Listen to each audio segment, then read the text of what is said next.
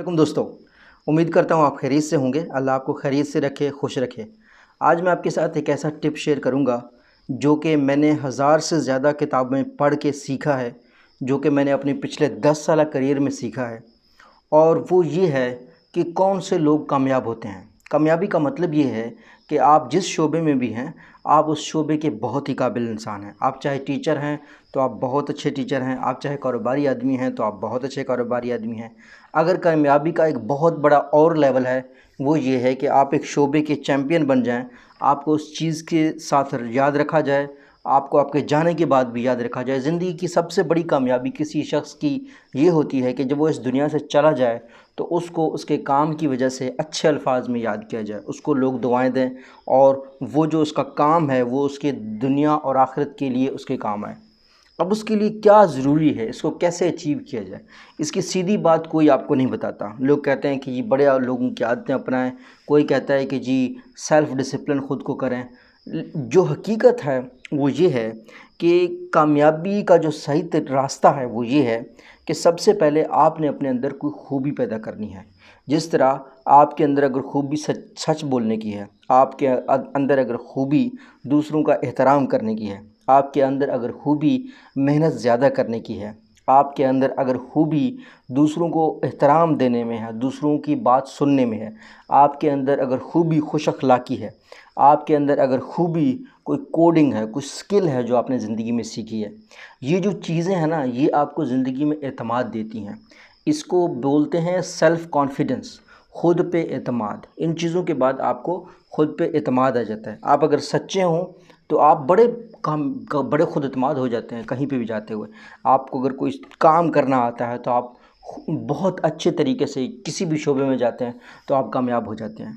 तो जो बुनियादी रास्ता है किसी भी चीज़ में कामयाब होने का, वो है खूबी का होना।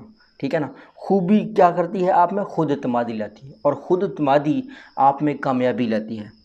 तसव्वुर करें एक भीड़ है, उस भीड़ में 10 लोग हैं। ठीक है ना। एक शख्स आता है, वो कहता है कि मुझे एक ऐसा बंदा चाहिए जो मेरे साथ इस काम को मेहनत करे, 1 महीने तक 2 महीने तक मुसलसल उस मेहनत उस काम को करता रहे।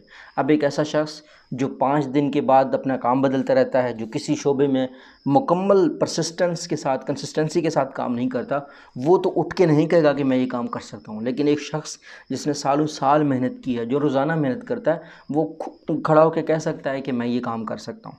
जो आपकी खूबी होती है ना, वो आपको मौक़े देती है। ठीक है ना। अब मैं यहाँ पे हुज़ूर पाक सल्लल्लाहु अलैहि वसल्लम की मिसाल दूँगा। मिसाल इसलिए दे रहा हूँ कि ताकि हम इस बात को समझें। ठीक है ना।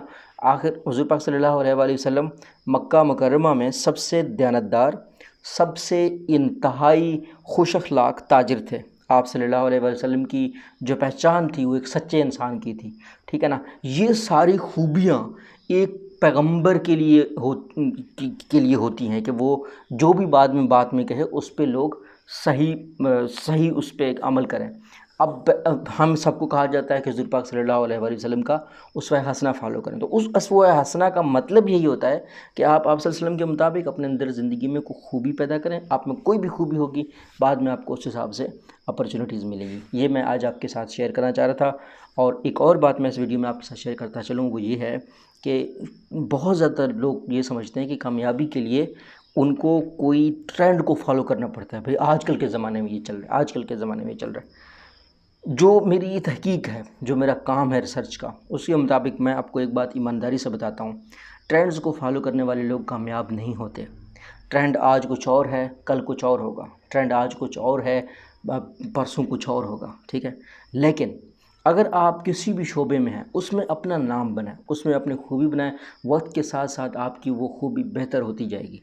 ठीक है ना। आप हमेशा कंसिस्टेंसी से एक काम की वजह से जाने जाते हैं। तो यही बात मैंने आज आपके साथ शेयर करनी थी। अगर आपको ये वीडियो अच्छी लगी है तो दूसरों के साथ लाजमी शेयर करें।